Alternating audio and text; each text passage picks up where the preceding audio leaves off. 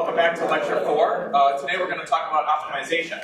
And it seems like the mic in the room doesn't have a little clip, so I'm just going to talk out loud. Hopefully everyone can hear me. Yes? In the back? Yes. Okay, good. So as you recall, the last couple of lectures we've been developing this idea of linear classifiers. So first we talked about how we can use linear classifiers to solve this image classification problem, and that we can view linear classifiers from these three different perspectives. Algebraic, visual, and geometric. And in the last lecture, we then also talked about how we can use loss functions to quantify our preferences over different values of the weights when we're using linear classifiers. So in particular, we talked about the softmax and the SVM loss functions, which impose different preferences over the sets of weights that we're going to use in our linear classifiers. And we also talked about the use of regularization that can also express some preference over which values of weights we prefer and not prefer, where we had this intuition that regularization helps us maybe generalize beyond the training set and build classifiers that are simpler and thus generalize better to the test set. But at the end of last lecture, we were left with this open question of how, given some linear classification setup and given a loss function, how do we actually go about finding a value for this weight matrix W that satisfies this loss? How do we actually fit our linear classifier to the data that we have in our training set? Well, that's going to be the topic of today's lecture. So broadly, this question of finding weight matrices that minimize a loss function is this topic of optimization. So the general framework here is that we have some loss function, L of W, that's going to input our weight matrix and output our scalar loss. And in the last lecture, we talked about the internal components of that loss. But for the purpose of today, we're mostly going to abstract all those away and just think about the loss function as an abstract function that inputs the weight matrix and outputs this scalar value of the loss. And now during the process of optimization, what we want to do is find this value of the weight matrix, W star, that minimizes the loss function. And this topic of optimization is indeed very general. It's a very broad topic across all of mathematics and applied computational mathematics and things like that. There's no way we can cover all possible pieces of optimization in one lecture. So instead, we're going to focus on the bits that are most salient for training, that will become more salient for training large neural network models as we move forward in the semester. So this is kind of the formal way that we write down an optimization problem, but we often think about it intuitively as traversing a very large high-dimensional landscape. So I often think about this process of optimization as trying to walk towards the bottom of some beautiful landscape, where here the intuition is that each xy point on the ground is a different value of our weight matrix W, and the height of that point on the ground is the value of the loss function, L of W. And now, during the process of optimization, we're going to be some little blindfolded person with no eyes. He has no eyes if you zoom in on the slide. Then you can see that he doesn't actually know which direction, where is exactly the bottom of this valley.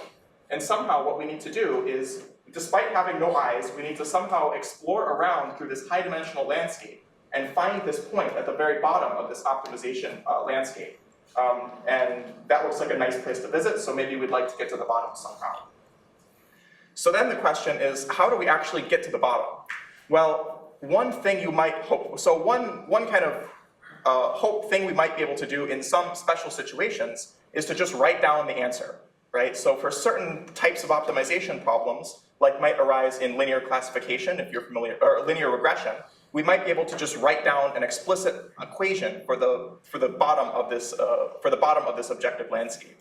But in general, that's not going to work. So we need to find more. So we're going to use iterative methods instead that try to iteratively improve our solutions and go towards the bottom of this objective landscape. So the first iterative algorithm that you might imagine to optimize an objective landscape, which by the way is a terrible idea, but it's instructive to think about, is random search. So here what we might try to do is simply generate many random values of the weight matrix and then evaluate their loss value of these different random matrices on the training set and just keep track of the overall lowest value of loss that we find over this random search procedure. And if we've abstracted away our loss function into a single function, like we've been talking about, then such a procedure can be implemented in just a couple lines of Python. So here we're using random search to train some linear model on CFAR10 dataset. And after running this for some amount of time, we actually maybe are able to get something like 15.5% accuracy, which is not bad because this is a pretty stupid algorithm, pretty stupid optimization algorithm. But even random search is actually able to make some kind of non-trivial progress on this optimization problem.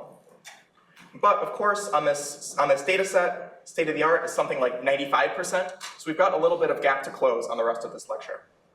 So then this idea of random search is really a stupid algorithm that you probably don't want to use in practice, but it maybe doesn't work quite as bad as you might think. So that kind of motivates the use of slightly smarter algorithms than random search. So idea number 2 is actually what we will do in practice. So here we're going to try to follow the slope of this landscape downhill. So here we believe that even though this little man walking around the objective landscape doesn't have eyeballs, he can somehow feel with his feet around on the ground and feel which direction is sloping, which direction the ground is sloping in a local region around where he's currently standing.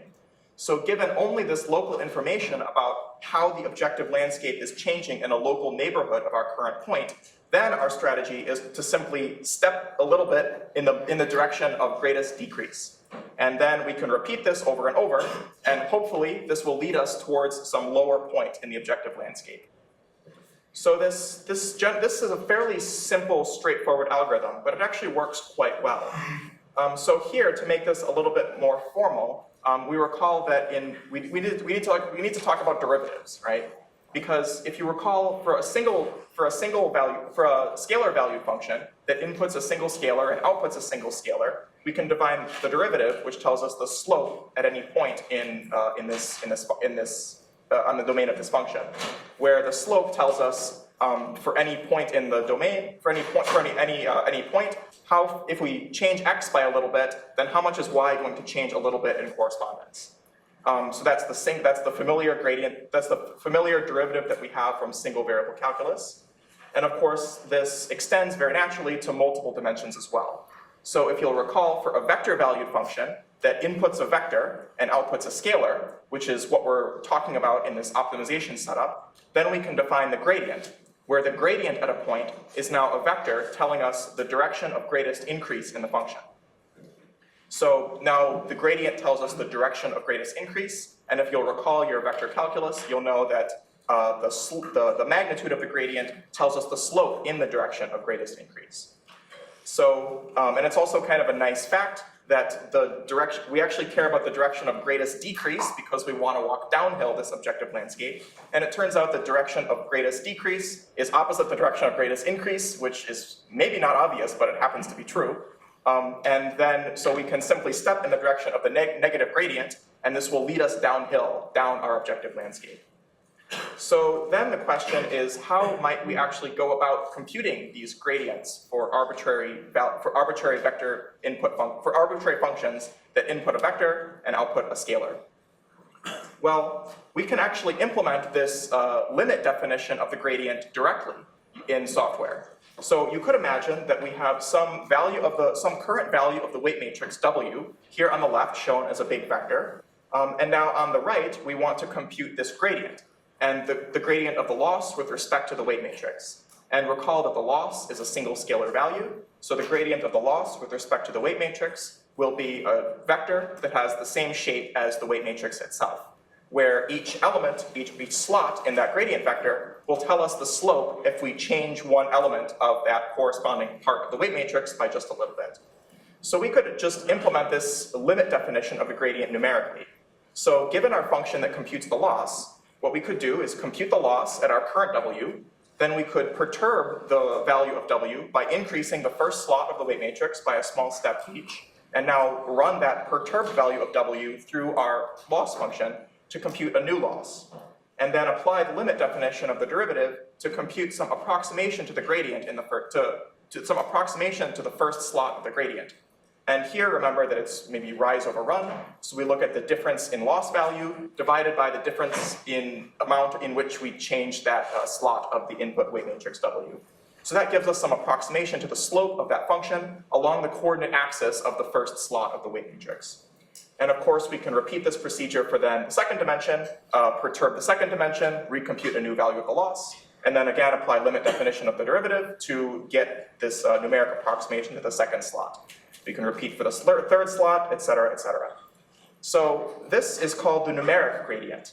And it's a reasonable thing to think about, but the problem is that it's very slow. So in this particular example, our weight matrix W has maybe 10 or 12 slots. I don't remember exactly how many I wrote down. So this would actually not be super expensive to compute. But as we move to larger neural network-based systems, our weight matrices will become very, very large. They might have thousands or millions or tens of millions, or in the biggest cases, perhaps even billions of learnable parameters. And now, in order to compute a gradient using this numeric approximation, this limit definition, we need to compute a separate forward pass of our loss function once for each slot in our gradient, in our weight matrix. So this will become very impractical as we move to very high-dimensional optimization problems. And it's also approximate, because we were relying upon a finite differences approximation to this gradient, to this full true gradient. So this numeric gradient, not only is it slow, but it's also not even computing the correct thing at all. But it's still useful to think about in terms of what is actually going on when we try to compute gradients in these large-scale systems. So, okay, so now at this point, you might have thought that this was kind of a stupid thing to have done, right? We all should have taken some vector-valued calculus, because I think I put that down as a prereq for the class. And now you know that you could just write down the loss function as some equation. And now what we want to do is derive the gradient, and you could, as the gradient of this loss function with respect to the weight matrix W. And if you're familiar with all the proper rules of manipulating these vector or matrix equations, then we can get some help from these guys and just write down an equation that directly defines the value of this loss function. Do you know who these guys are? Newton and Leibniz. Do you know which one is which? Yes. Okay, yeah, I think they all look kind of, people had looked kind of funny back in those days. But now what we want to do is then hopefully we can then just use our knowledge of vector calculus to write down an expression that tells us directly what is an algebraic or analytic expression for the exact gradient as a function of the weight matrix W. So then what this looks like is, back to our current picture, we will have our current weight matrix W that will then somehow derive this expression for the derivative of the loss with respect to the weight matrix, and that will allow us to compute this gradient, the LDW, in a single operation or a single pass. That hopefully now it will no longer require a number of forward passes linear in the number of dimensions of the weight matrix. And the details of exactly how we will derive these gradient expressions in practice will often rely on backpropagation, which we'll talk about in much more detail, I think, a week from today's lecture, lecture 6. So for the time being, you can just hope to fall back on your knowledge of calculus. But moving forward, we'll use backpropagation as a more structured algorithm to derive gradients for arbitrarily large and arbitrarily complex expressions. But for the linear classification, for the linear classifiers we've considered so far, hopefully you should be able to work it out on paper. Or if not, then you can use backpropagation even for those, as we'll talk about on Monday. So now the summary up to this point is that now we've decided upon this strategy of minimizing the loss function by using gradient information. That is, we're going to compute gradients at every point and then use that gradient to iteratively improve our estimate of where exactly we want to fall in the loss landscape. And now we've talked about two different methods of computing gradients that can be applicable to any sort of function that you might imagine in general.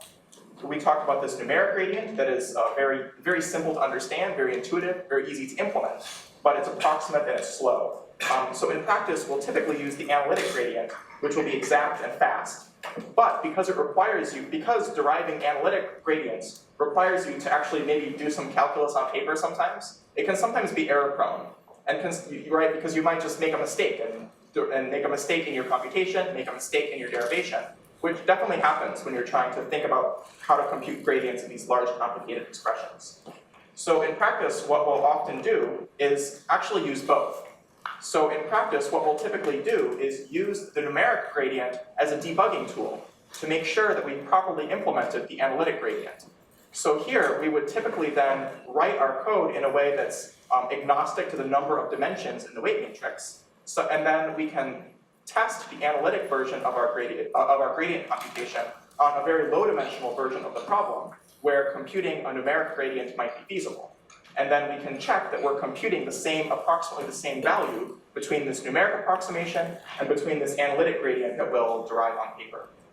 So this is always a really good idea that you should always do this whenever you're implementing your own gradient code.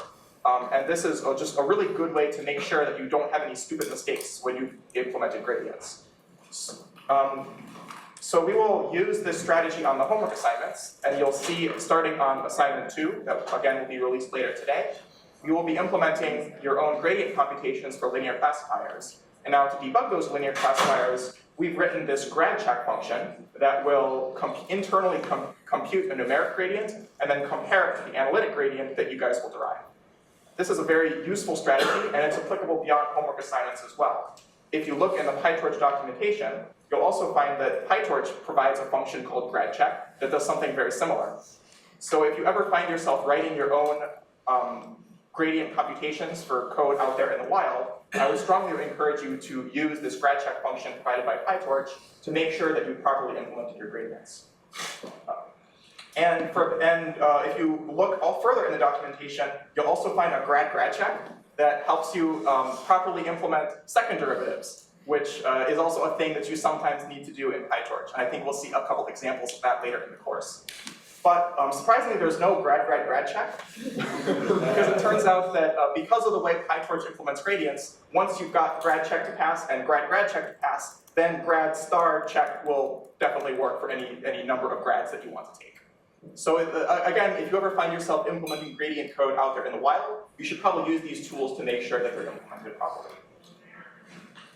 So now that we have some sense of how to compute gradients, it finally brings us to this algorithm of gradient descent. So recall that we had talked about this strategy for optimizing the loss function, where we're going to start somewhere and then feel with our feet to see what is the local gradient direction, and then step in that direction, and then repeat.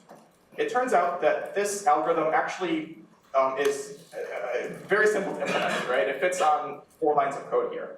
So this very simple algorithm of gradient descent, we're going to initialize the weight somewhere, we're going to loop for some fixed number of iterations, then we will compute the gradient at our current point, and then step in the negative gradient direction after we've computed our gradient in some way. This algorithm, you'll notice, has a couple hyperparameters. And unlike the KNN hyperparameters that you probably, in fact, won't play around with too much in practice, these hyperparameters involved in gradient descent will become some of your best friends or maybe worst enemies as you're trying to build neural network-based systems. So here, when we're talking about gradient descent, the hyperparameters that come to mind, one would be your method of initializing the weights. It turns out that intuitively we want to initialize the weights to be some random values, but it turns out that for various applications, the exact mechanism, the exact distribution from which you draw those random values turns out to matter quite a lot in downstream applications. So we will talk in a little bit later lectures about the proper way to initialize weights when we're training neural network systems. The second hyperparameter is the number of steps. We will need to run this algorithm in finite time because we actually want our models to converge before the homework is due. So we need to run this algorithm for some finite number of steps. There's many different stopping criteria you might imagine using in gradient descent, but the most common one in deep learning is simply to run for some fixed number of iterations. And this hyperparameter is usually running more iterations tends to work better for most deep learning applications. So this hyperparameter is usually constrained by your computational budget and how long you're willing to wait for your models to train. And the third hyperparameter here is the learning rate. So when we take this step in the negative gradient, we actually need to say how much do we actually trust this gradient? How big of a step do we want to take? The local gradient tells us the direction of greatest decrease for our function, but we need to actually decide how much we want to step in that direction of greatest decrease. The hyperparameter controlling this step size is usually called the learning rate because it controls how fast your network learns, where higher learning rates means we're taking larger steps, and maybe you might hope that your algorithm would converge faster, Lower learning rates are maybe less prone to numeric explosion, but will take longer to converge, will take longer to learn. So these three hyperparameters will be some of your friends throughout the rest of the semester. And you can, again, look at this sort of pictorially. We can imagine this algorithm of gradient descent by looking at one of these heat maps. So here, the x and y axis maybe show us the values of 2 dimensions of the weight matrix, and the color at each point represents the height of the objective function. And we can imagine starting at some white point here, we compute our negative gradient, which is now the direction of greatest decrease in the loss function. Then we'll take some small step size along this gradient direction and iteratively repeat as we step downhill. So as we actually run this algorithm, it might look something like this, where we will start at some point in the blue region, where blue is, this is kind of a maybe taco shell shaped or bowl shaped objective landscape. And we'll start at some high point in the blue region, and then by iteratively following the gradient direction, you can see that this algorithm very quickly converges to this red region of low loss at the middle of the taco bowl. And what's kind of, just by looking at this animation, you can recognize a couple interesting features of the gradient descent algorithm. One is that it does not go straight to the bottom. Because this is sort of a taco bowl shaped landscape, the gradient direction is actually at an angle to going straight to the bottom. So it does not go straight to the bottom. Instead, it kind of arcs and curves around to the side before coming back into the bottom of the objective landscape. You can also notice that it starts out going very fast. Oh no, maybe I didn't set up the PowerPoint to loop properly. Oh well. Well, because of the way that we formulated this gradient descent by having a multiplicative learning rate on top of the on top of the gradient, what this means is that when the gradient has a large magnitude, we'll end up taking larger steps. And as we approach this bottom of the bowl, the objective landscape will flatten out, and the magnitudes of our gradients will become small, and now our step sizes will also naturally become smaller. It's kind of nice, this is a kind of nice way to parameterize gradient descent because it lets the algorithm somehow naturally slow down as we approach flat regions or as we maybe approach minima of the objective function. This version of gradient descent that we've so far been talking about is sometimes called batch gradient descent or full batch gradient descent. Because as you recall, our loss function is this giant sum over the individual loss functions for all the examples in our training data set, where xi, yi is one of the training pairs in our data set, and li is the loss function on how well our classifier is doing on that one individual example. And now our full loss function on the training set, as you'll recall, is a sum over all parts, over all the individual elements or training examples in our data set. Correspondingly, because the gradient is a linear operation, you can see that the gradient is, again, a sum of the gradients over all of the individual examples in our training set. The problem here is that this sum can become very, very expensive as your data set becomes large. If n is something like 1 million or 10 million or 1 billion, if you're lucky enough to have a very, very large data set, then simply computing the value of this loss function will involve a loop over tens of thousands or millions or billions of training samples. So in order to compute just a single step of gradient descent, you'd be waiting a very, very long time to loop through your entire data set. In practice, this will therefore not be very feasible for training on the large data sets that we want to in order to get good performance. In practice, then, we often use a variant of gradient descent called stochastic gradient descent, or SGD. Here, the idea is that rather than computing a sum over the full training data set, instead, we will approximate this loss function and approximate the gradient by drawing small subsamples of our full training data set. The typical sizes here, and these small subsamples are called mini batches. And the typical sizes of these will often be something like 32 or 64 or 128 elements at a time. Then what we will basically do is modify our algorithm so that in each iteration, rather than computing the loss on the full data set, instead we'll sample a small mini batch of items from the data set and then compute our gradient and our loss using only this small sampled set of elements. This version, and this is a very common version. This type of stochastic gradient descent is in practice what we'll almost always use. Once we move from full batch to stochastic gradient descent, we introduce a couple more hyperparameters into the system. we still have our old friends of weight initialization, number of steps, and learning rate. We've also introduced batch size as a new hyperparameter. That is, when we're computing these mini batches, how many elements should be in each mini batch. Thankfully, it turns out, empirically, that this one tends not to be too sensitive of a hyperparameter. And the general heuristic here is just make the mini batch size as large as you can until you run out of GPU memory. Or if you happen to have access to multiple GPUs or multiple machines, it turns out that you can distribute this and have very, very large batches that are distributed over multiple GPUs or multiple machines. And it turns out, this is all empirically speaking, that for many neural network systems, the exact batch size you use doesn't matter too much, as long as you properly account for other things in the system. So we'll talk more about those details later in the class. But the general rule of thumb here is don't worry too much about the batch size as a hyperparameter. Instead, just try to make it as big as you can fit.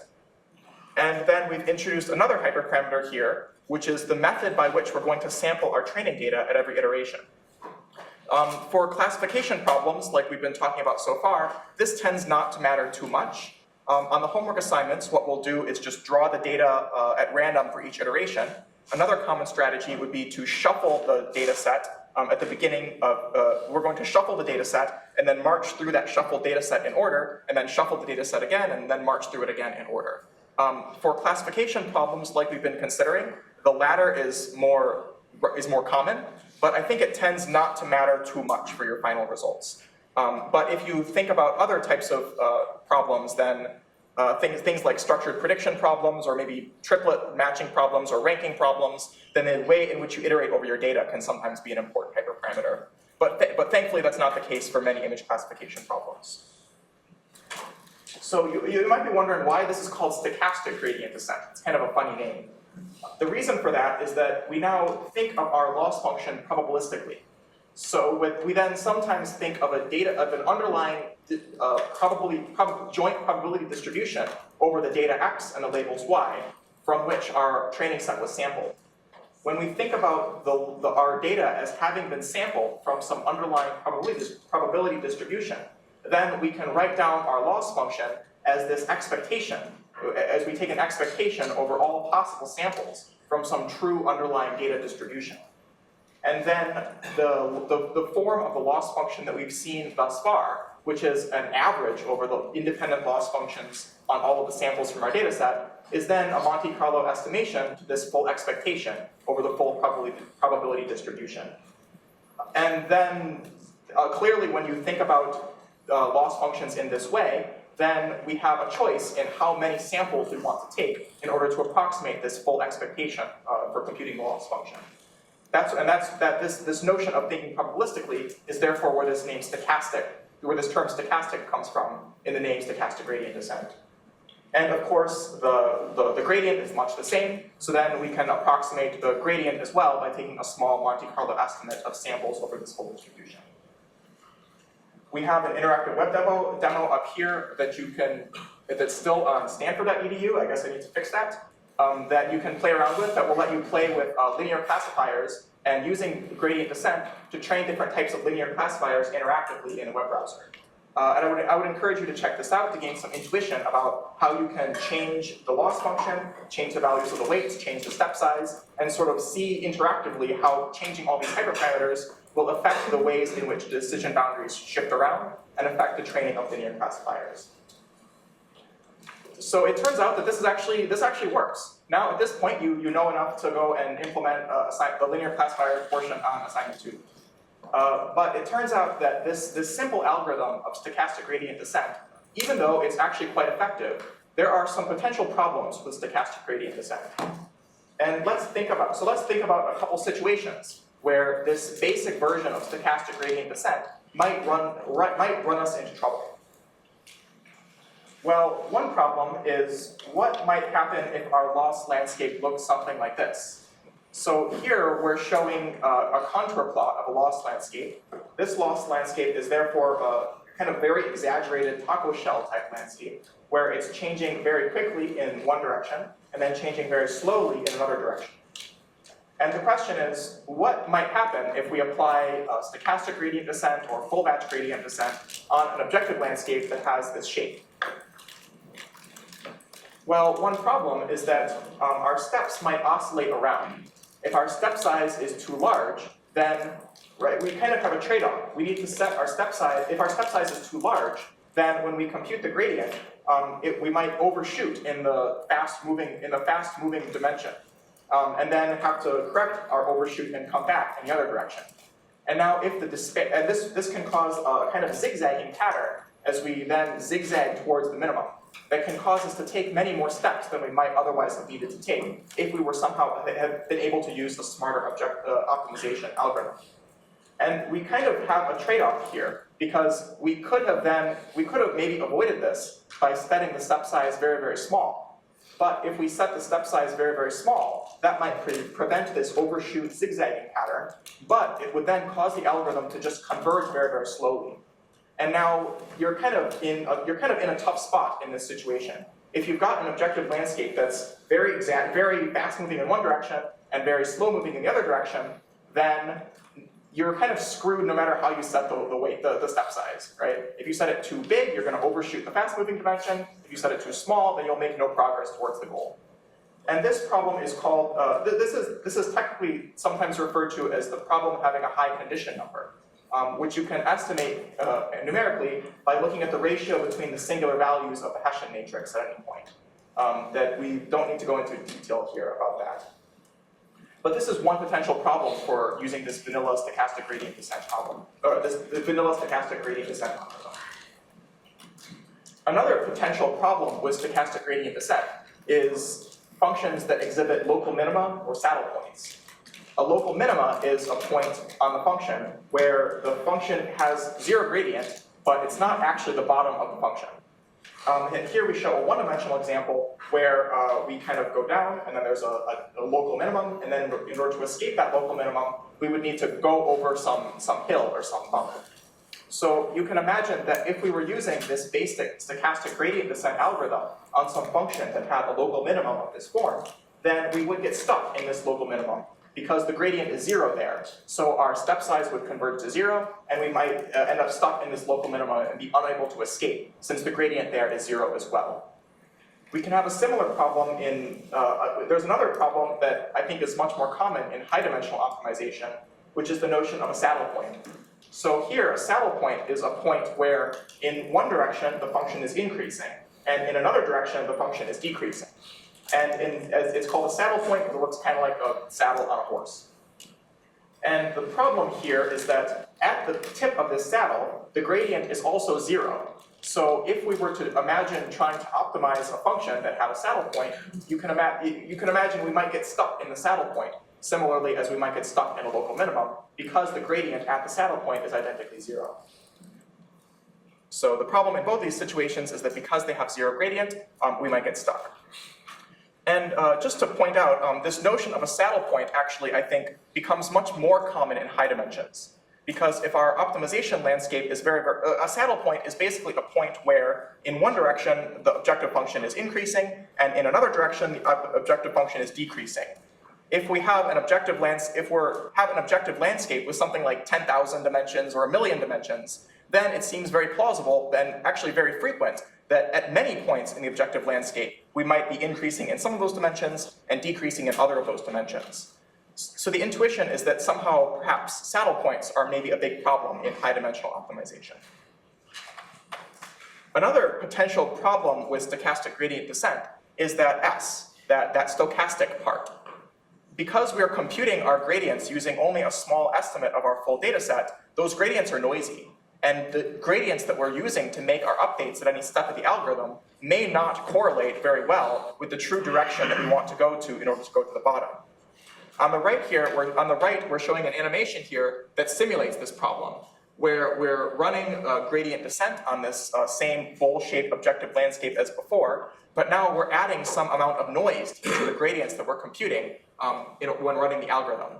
And you can see that in contrast to the version of stochastic gradient descent previously that was kind of marching down towards the bottom, instead we see that once our gradients are noisy, then our algorithm is somehow kind of meandering around this objective landscape and kind of taking its time towards getting to the bottom. And you might, maybe you might hope that if you wait long enough, this will kind of average out and get us towards the bottom. but it's still not exactly obvious what the trade-offs there are. So I think it's a bit of a problem, potentially, that our gradients in stochastic gradient descent are not exact, that they are stochastic approximations to the true gradient that we want to descend upon. To overcome all of these problems, therefore, it's actually not so common to use this very vanilla form of stochastic gradient descent.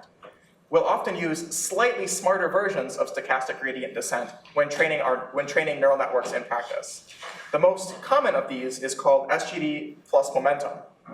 So here on the left, we're showing our old friend, the stochastic gradient descent algorithm. And now for the remainder of the slides, I've cut out the weight initialization step because that's going to be common to all algorithms. And on the left, with our familiar friend stochastic gradient descent, you see that at every iteration, we're simply stepping in the direction of the gradient as has been computed with our mini batch of examples. Now with SGD plus momentum on the right, we imagine a kind of physical intuition here of actually a ball rolling down this high-dimensional surface. So now at every point, we imagine integrating the gradients over time to compute some kind of a velocity vector for this ball rolling down a hill. And now at every point in time, we will then update this velocity vector by taking some weighted combination of the current value of the gradient and this historical velocity, this historical moving average of gradients. And then when we take our gradient step, we will not use the true gradient direction. Instead, we will step in this direction of this computed velocity vector that we've computed over the whole course of training. And you should imagine this as like a marble rolling downhill, that now as it kind of speeds downhill, it picks up some velocity. And now it continues moving in that direction, even if the local gradient is not directly aligned with its direction of motion. And concretely, we implement this on the right by introducing a new scalar hyperparameter called rho, which is something like you can think of as like a friction or a decay rate. So now at every point in time, we're going to keep track of two things. We're going to keep track of our positions, xt, and as well as our velocity vector, vt. And now at every point in time, we're going to update our velocity vector by we will first decay it by multiplying by this scalar friction value, and then we'll add back in the value of the gradient computed at the current point. And now when we make our step, we'll step according to this velocity vector. And as kind of a technical note, depending on which papers or which textbooks you read, you'll sometimes see these two different formulations of SGD plus momentum that have slightly different looking equations. But as an exercise to the reader, you can go back and work this out at home and show to yourself that these two formulations are actually equivalent. In the sense that they'll actually visit the same sequence of weight values no matter which formulation you're using. So it's something of an implementation detail as to which of these two formulations you choose. But I wanted you to be aware that you might see different formulations depending on which source you're reading. Now, once we have this notion of SGD plus momentum, we can think about how it helps to solve all three of these problems that we pointed out with the basic SGD algorithm. Recall that we talked about one potential problem with SGD as local minima, where because the gradient was 0 at the bottom of a local minima, then there's 0 gradient, so if we step according to the true gradient, we'd be stuck forever. But now, once we augment the stochastic gradient descent algorithm with momentum, now you should imagine this as like a ball rolling down the hill. That as we kind of descend from the top and come down to the local minimum, then even as we pass that local minimum, our point might still have some velocity that can help carry us up the other side and to hopefully escape from that local minimum by using our velocity to kind of power through it in some way. And a similar intuition applies for saddle points. Again, once we start building up velocity by rolling downhill, then we can hopefully roll right over those saddle points and continue descending down along a different direction. Momentum can also help us overcome a little bit this problem of poor conditioning, because you can imagine this velocity vector as kind of like an exponentially weighted moving average of all the gradients that we see during training. So now if we see gradients, if we start off in this if we see this oscillatory behavior during training, then you can imagine that our velocity vector would help smooth that out.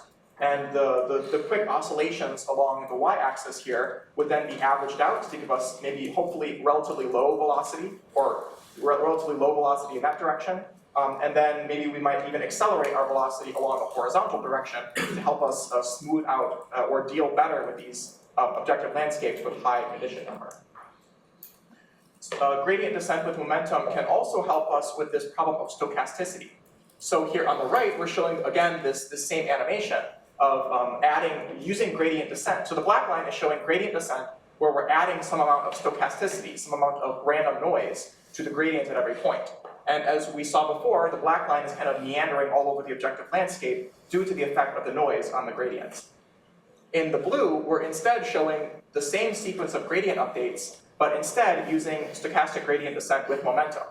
And here we can see that by adding momentum to the algorithm, it's somehow able to smooth out the noise and take a more direct path towards the bottom of the objective landscape.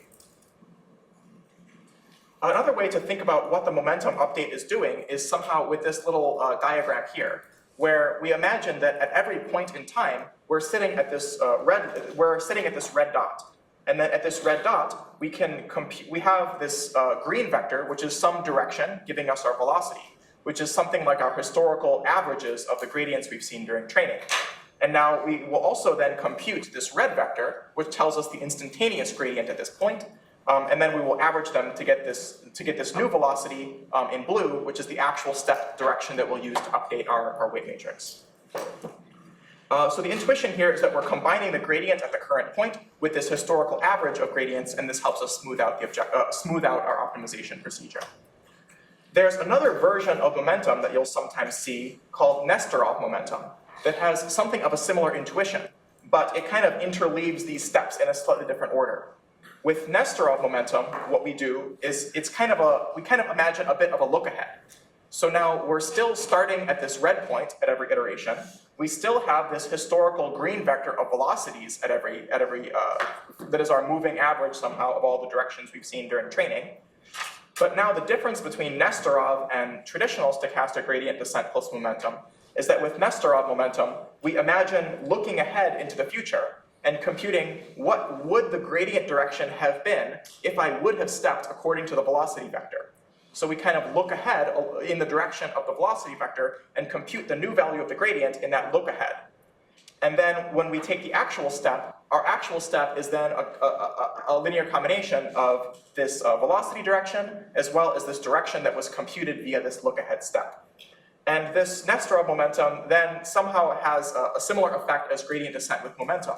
It just integrates the past and the present versions of the gradient in a slightly different way. So you'll sometimes see people use these two different formulations for optimizing things.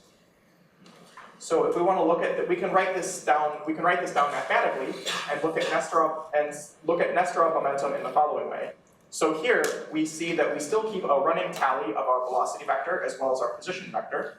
But now when we update our velocity vector, we compute the gradient at this look-ahead point. So this look-ahead point is now xt plus rho bt, which is now what the gradient would have been had we stepped in the direction of the velocity vector. Then we compute the gradient there. And then our velocity is then a combination of our old velocity plus the velocity at the look-ahead point. And then we update the position x using this velocity vector.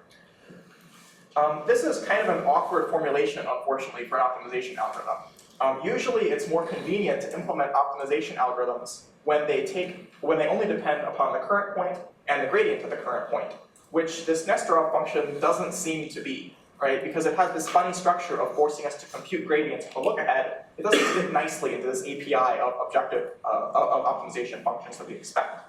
Yeah, question? So the question is our velocity vector in the direction of the gradient, or is our velocity vector in the direction of the negative gradient? And the other choice is whether your velocity vector incorporates the learning rate, or do you incorporate the learning rate after you do the velocity vector? So these are all kind of equivalent. They all you can imagine pulling these different factors out. So they're all kind of equivalent, and it doesn't really matter which one you use. But I think that's what's going on here. So in this version of Nesterov, what we're doing is we're having the velocity be actually the negative direction of the gradient, and we're rolling the learning rate alpha into the velocity vector as well. So then when we take this step in the direction of the velocity vector, it's actually stepping in the negative direction of the gradient. But thanks for pointing that out. So then we saw that this Nesterov update has a slightly awkward formulation. It doesn't quite fit into the API of functions that we might want to write. So it turns out there's a simple change of variables we can use that I don't want to work through here, but just for you to be aware. It's kind of fun to work through this on paper and see with this change of variables, actually Nesterov momentum can be rewritten in terms of only the current gradient and the current position, which is kind of cool given that it actually has this intuition of a look ahead. And there's some, right, so this is a trick that you'll sometimes see. Now we can return to this, we can return to this simple example and now compare our SGD algorithm in black with SGD plus momentum in blue and Nesterov momentum in green. And we can see that they both accelerate the training process quite a lot. That because we're building up this velocity vector over time, they're somehow able to accelerate in quickly moving regions of the objective landscape and then slow down and sort of converge towards the end. You can see another feature here that's very common with momentum methods is that they tend to overshoot at the bottom. So because we're building up this velocity over time, either with traditional or Nesterov momentum, then we've actually got some non-trivial velocity by the time that we get to the bottom of the bowl. Yeah, question? The question is, why is the Nesterov line green with a black overlay? I think it's because I'm bad at JavaScript and I didn't implement this in a good way. But yeah, that's not significant. It should just be a nice, clean green line. But then you can see that both Nesterov and traditional momentum kind of have a slightly similar character in that they build up the velocity over time and then overshoot at the bottom and kind of come back. So any questions about these momentum-based methods? Well, these are, okay, so then these are actually very commonly used in practice to train not only linear models, but also a lot of deep learning models as well. So then moving ahead, there's another kind of category of optimization functions that we sometimes see, which is this notion of sometimes called adaptive learning rates. And a classic example here is the AdaGrad algorithm. Here, we similarly want to find some way to overcome some of these problems that we talked about with SGD. But now with AdaGrad, we're going to overcome it in a slightly different way. So rather than tracking this historical average of gradient values, instead we're going to keep track of a historical average of squares of gradient values. And now when we make, so then you can see up here in this algorithm, we're keeping a running average, a running sum of all the element-wise squared values of the gradients that we see over time. And now when we make our step, then we end up dividing by the square root of this historical sum. So this seems like kind of a funny thing to do, and it's not exactly clear what's going on here. So to motivate this AdaGrad optimization algorithm, we can think back to this taco shell-shaped landscape. And you can think about what happened, what does the AdaGrad algorithm do when we have this objective landscape. Well, what's going on is, remember the problem here was that we had, in this objective landscape, we had one direction where the gradient was changing very fast. So then if the gradient was changing very fast, then this AdaGrad will then end up dividing by a large value, so it will help damp down progress in directions where the gradient is changing very fast. And now in the other direction where the gradient is changing very slowly, then AdaGrad will end up dividing by a large value. So, it'll end up dividing by a small value. See, this stuff is confusing, right? You gotta work it through for yourself. Then you end up dividing by a small value, so it has the effect of accelerating motion along directions where the gradient is very small. So then we can hope that this can help us overcome these kind of ill-conditioned types of objective landscapes. But now there's maybe a problem with AdaGrad. So what might happen if we run this AdaGrad algorithm for a very long time? Well, if we run AdaGrad for a very long time, you can see that our grad squared will just continue accumulating, because squares are always positive. So then this grad squared will just grow and grow and grow over the course of optimization, which means that we're going to be dividing by a larger and larger and a larger thing. So which means that has this effect of sort of effectively decaying the step size or decaying the learning rate continually over the course of learning. And it's possible that this grad squared might end up getting too big and might cause us to stop making progress in the direction we want to make progress. And so we could end up stopping somewhere that's before we get to the bottom of the objective landscape. So to overcome this problem, people sometimes use a variant, or sometimes people don't use AdaGrad directly. A way to fix this problem is this another optimization algorithm called RMSProp that you can kind of think of as a leaky version of AdaGrad. So just as you recall that in stochastic gradient descent plus momentum, we had some kind of friction coefficient that was decaying the velocities at every iteration before we compute them. And now with RMSProp, it looks very much like adding AdaGrad with this extra friction term that's going to decay our running average of squared gradients. And here the hope is that by adding some kind of friction to our AdaGrad algorithm, then it will cause it to make better progress and not slow down all the time over the course of training. And then it's kind of instructive to then look back at this same example of this optimization problem, now comparing SGD in black, SGD plus momentum in blue, and RMSProp in red. And here we can see that they have fairly, sorry about the red on orange color choice, maybe that was not so great.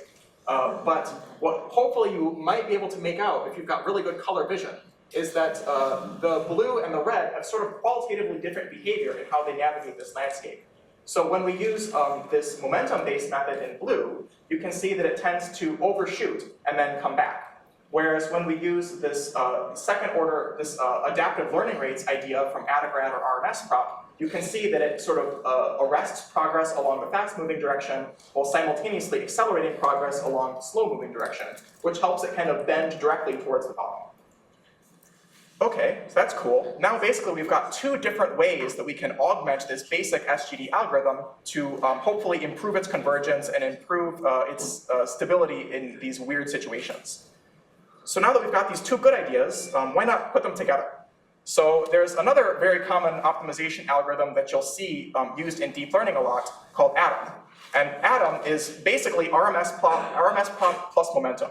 So it's basically combining these two good ideas that we've seen into one optimization algorithm that uses both momentum as well as this adaptive learning rates idea from AdaGrad.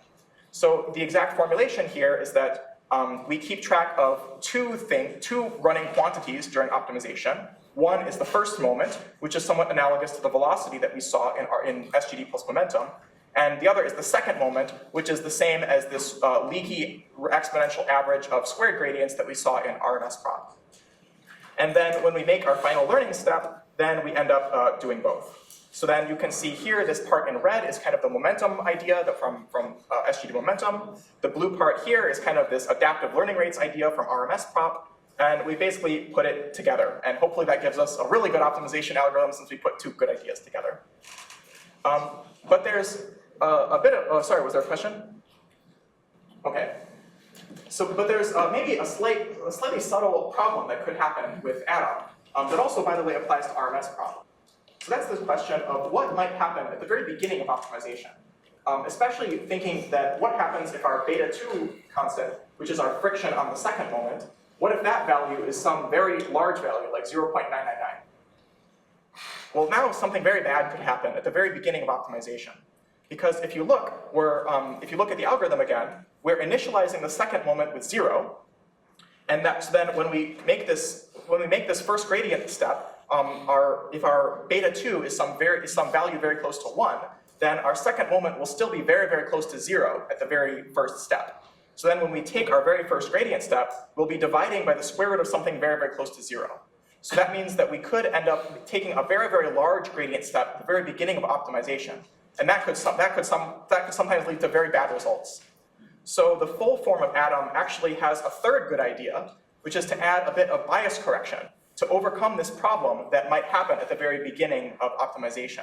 So here, the basic idea is that we want to make smaller steps at the very beginning of optimization as we try to build up robust estimates of those first and second moments. So you can look at the paper for a full derivation of exactly why this form of bias correction is correct. But the idea is just to overcome this problem of your moment estimates are biased towards 0 at the beginning of optimization.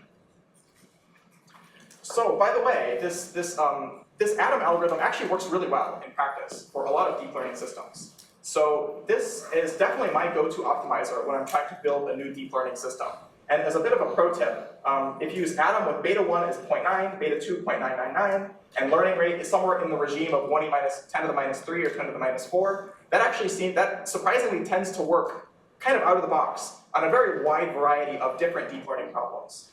And to kind of drive that point home, I took some excerpts from some of my own recent papers where we showed like, these 5 different papers that are using deep learning systems for very different types of systems, but they're all using Atom. This one we did a bad job. We didn't report the learning rate. That was bad.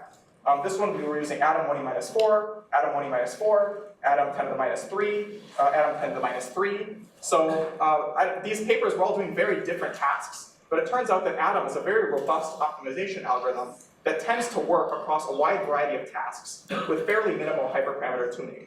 So when you're designing your own network from scratch, it's usually a pretty good go-to optimizer when you're first trying to get things off the ground. And now, after hyping up Atom, we've got to look at this diagram to see actually what it does. And now, because remember we had this notion of Atom as trying to combine the good parts of Momentum as well as these adaptive learning rates from AdaGrad. And when we look at this picture here, we can somehow see that it has properties of both of those optimization algorithms. So we can see that somehow, like the momentum-based method, it tends to build up some velocity and overshoot and come back, but its overshoots are maybe less drastic than using this normal SGD plus momentum. And like RMSProp or AdaGrad, it tends to kind of bend in the right way towards the minimum. And it tends to work well for a lot of problems for that reason. So again, I kind of need to caution you again against making intuitions about high-dimensional spaces based on low-dimensional problems. So even when I'm putting all these pictures like this about how these optimization algorithms behave, you really should take this with a huge shaker of salt. Because remember, at the end of the day, we're going to be training on very high-dimensional spaces. So the behavior in those very high-dimensional spaces could look quite different than in these low-dimensional projections that I'm showing you. But I think it's still useful to look at these kinds of things to at least get a very coarse sense of intuition about what these algorithms are doing. But try not to put too much faith in exactly what you see in these animations. Okay, so then as a bit of summary, then we've seen this, I put together this little comparison table of these different optimization algorithms that we've talked about, and we can see that they kind of build up and iteratively add more features as we go along. But this is maybe meant as a bit more review for you guys. So far, all of these algorithms are what we call first-order optimization algorithms. Because basically what they're doing is they're using information about the gradient, and only the first derivative to make their gradient steps. So what we can think about them as doing is basically they're forming a linear approximation to the function, and then they form this linear approximation to the objective function we're trying to minimize, which we're using the gradient. So then in a high-dimensional situation, you might imagine that we have this tangent hyperplane, which is computed using the value of the gradient at the current point, and then we step down on this tangent hyperplane in order to try to minimize our objective function. Well, of course, we can naturally extend this thinking to use higher order gradient information. So in addition to using the gradient, which is the first derivative, we then could form a quadratic approximation to our objective function using both the gradient as well as the Hessian, which is the second derivative at every point. And then the idea here is that now we could form some quadratic surface which locally approximates our objective function in question, and then step towards minimizing this quadratic approximation. And this idea is nice because it lets the algorithm more adaptively choose how big it should step. Because maybe at a point like this, where the gradient is rather high and the curvature is rather high, maybe we should take a fairly small step. But at a point over here, by looking at the second order curvature information, we can see that maybe it might be safer to take a larger step. So this idea of second order optimization is maybe more robust in setting learning rates or in setting step sizes for itself.